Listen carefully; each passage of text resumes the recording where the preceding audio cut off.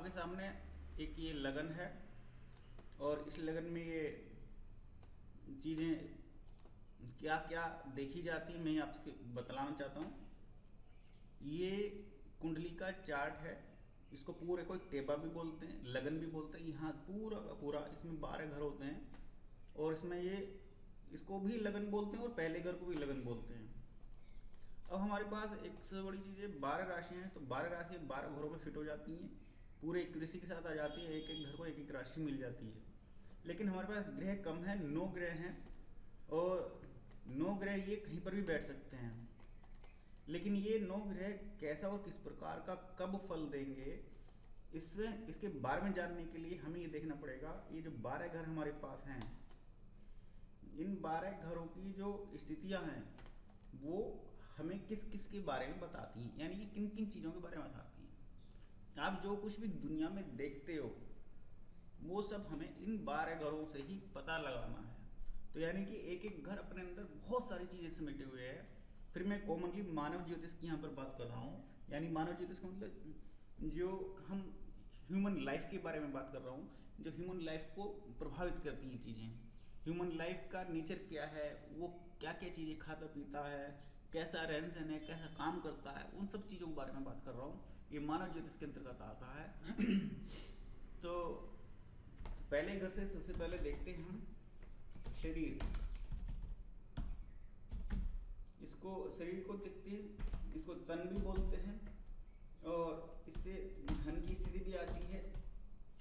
रूप, रंग, किसी जातक का रूप कुरूप है या सुंदर है, बहुत सुंदर है, कोई बहुत सुंदर लड़की है, ये रंग कैसा है, ये सब चीज़ हम देखते हैं। उसको जीवन के सुख और जीवन के सुख और उपलब्धि, रहन सहन, सोच, ये सी चीज़ें हमें पहले घर से पता लगती हैं। अब दूसरे घर से हमें क्या पता लगता है, मैं इसके बारे में लिख देता हूँ। दूसरे घर से संचित धन,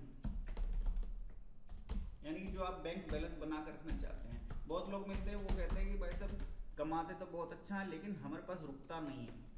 तो उस संचित धन की स्थिति के लिए हमें दूसरे घर का अध्ययन करना पड़ता है। संचित धन और कोष, कोष आ गया, धन कोष, कुटुंब, ये ससुराल का घर है। चाहे पति हो या पत्नी हो, उनकी जो अपोजिट में ससुराल होता है, यानी पत्नी का जो घर होगा, अगर पति की कुंडली दे रहे हैं तो पत्नी का घर जो होगा वो कुटुंब कहलाता है। परिवार वो होता है जो जिस परिवार में जातक ने जन्म लिया है वो परिवार होता है। कुटुंब वो होता है जो ससुराल कहलाता है। इसे मैं ओब्लिक करके ससुराल भी लिख देता हूँ। कुटुंब, ससुराल, धन कोष, कुटुंब, मित्र, मित्र भी देखे जाते हैं, विद्या भी देखी जाती है, वाणी, धन कोष, कुटुंब, मित्र, पशु, पशु आज की डेट में पशु भी होते हैं और पालतू पेट जिन्हें बोलते हैं वो भी आ जाते हैं। इसके अलावा आपके वाहन सुख, वाहन, धन कोष, कुटुंब, मित्र, पशु, बंधन। और जब ये कष्ट का समय होता है तो बंधन का भी कारण, यानी कि जेल जाने का कारण भी इसमें दिखलाई देता है। और कई सारे अपोजिट, मैं इसको दूसरे घर को यहाँ कर देता हूँ। अपोजिट फल, जो कुछ अच्छा होता है उसका जो अपोजिट आएगा, यानी कि जो कुछ नेगेटिव होगा वो भी इसमें पता लगता है, क्योंकि इस घर को मार्केश भी बोलते हैं। दूसरा घर तो है ही है, इसका एक नाम हो रहा है मार्केश। तो ये अपने अपने फल दिखलाता है समय समय पर। तो दूसरे घर से ये पता लगता है। अब तीसरे घर से क्या पता लगता है, मैं इसके बारे में कहता हूँ। तीसरा घर जो है आपके पराक्रम का है।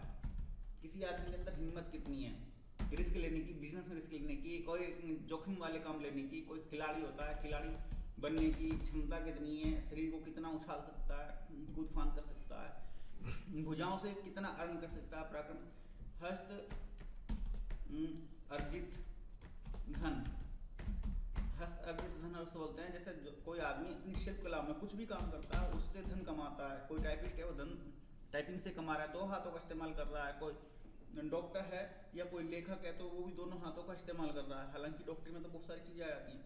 पराक्रम आ गया, खिलाड़ी आ गया, हस्तर्जित धन आ गया, छोटी यात्राएं जैसे आपने एक जिले से दूसरे जिले की यात्राएं कर ली, आभूषण हो गए, पत्नी के आभूषण हो गए, अपने आभूषण हो गए, धन कोष कुटुंब मित्र पशुबंधन पराक्रम खिलाड़ी हस्तर्जित धन, छोटी यात्राएं, आभूषण। आभूषण के बाद आ जाती है यहाँ पे मित्र और परिश्रम। कोई आदमी आलसी है या कैसा है, ये उसकी नेचर में यहाँ से पता लग जाता है, क्योंकि वो पराक्रम नहीं करेगा तो आलसी है, साहस नहीं करेगा तो। यानी चौथा घर होता है सुख का। सुख का घर होता है, किसी का अगर सुख का घर बिगड़ गया तो उसे जीवन में शांति कभी नहीं मिलेगी, चाहे दशाएं कुछ भी हो, ये फिक्स है। तो सुख कहाँ कहाँ से होता है, किसी आदमी को माता का सुख सर्वप्रथम होता है, जो उसको पैदा करती है, उसको पालती है, पोसती है। दूसरा सुख होता है पत्नी का, क्योंकि जो उसके जीवन में सबसे लंबे समय तक बिल्कुल साथ में रहती है। माता और पत्नी जो है किसी भी पति के लिए, किसी भी पुरुष जातक के लिए बहुत लंबे समय तक साथ में चलने वाली चीज़ें होती हैं। अगर किसी के घर में एक गड़बड़ है तो उसको बड़ी परेशानी होगी, इसका ये सबसे पहला सुख है। उसके बाद परिवार का सुख आता है इसमें, फिर उसके बाद आता है संपत्ति का सुख। संपत्ति के सुख से पहला आता है विद्या का सुख, क्योंकि बचपन के बाद तो पढ़ाई करेगा तो यहाँ से बहुत सारी चीज़ें पता लगती हैं। ये सुखों का घर है, ये मैं बेसिक कह रहा हूँ। तो सुख, कोई सा भी सुख देखना चाहते हैं, आजकल जवान लड़के लड़कियाँ बहुत मिलते हैं तो वो कहते हैं हमें प्रेम सुख है या नहीं। प्रेम सुख में जो मन की चंचलता या मन की वृत्ति, मन किस दिशा में जा रहा है, उसका भी यहाँ से पता लगता है। यानी कि माइंड की टेंडेंसी क्या है, उसके बारे में हम यहाँ से देखते हैं। अब इसके बाद हम देखते हैं कि 5वें घर में आ जाते हैं। 5वां घर जो होता है